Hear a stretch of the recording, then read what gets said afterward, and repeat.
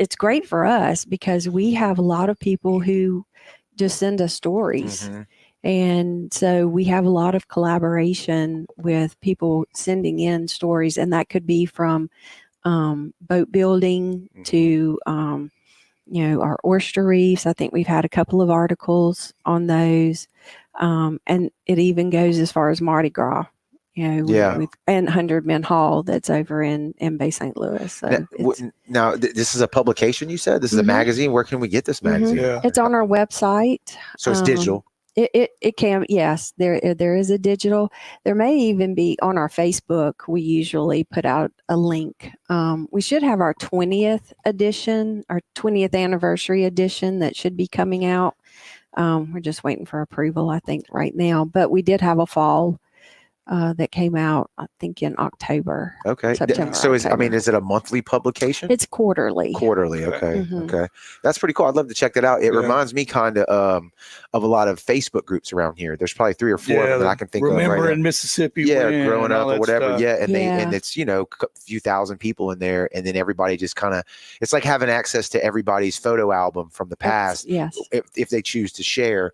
And you see a lot of cool stuff from way back in the day to the 70s to the the 20s to whatever. Well, it's a good record to have too. Of course, most people lost.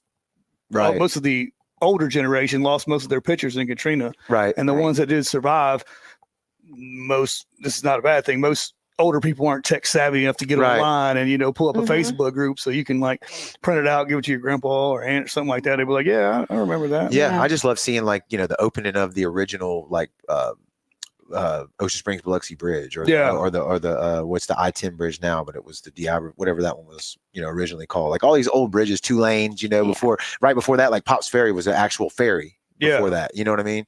It's cool to see that stuff, the heritage side of it. Oh yeah, and we actually had a article that can't remember what the name of the article was, but it was on a specific old boat, and they had a picture, and it was boat builders, and they called the boat something. I can't remember what it was, but the person who was involved with the boat called up and was like, that picture has been misidentified.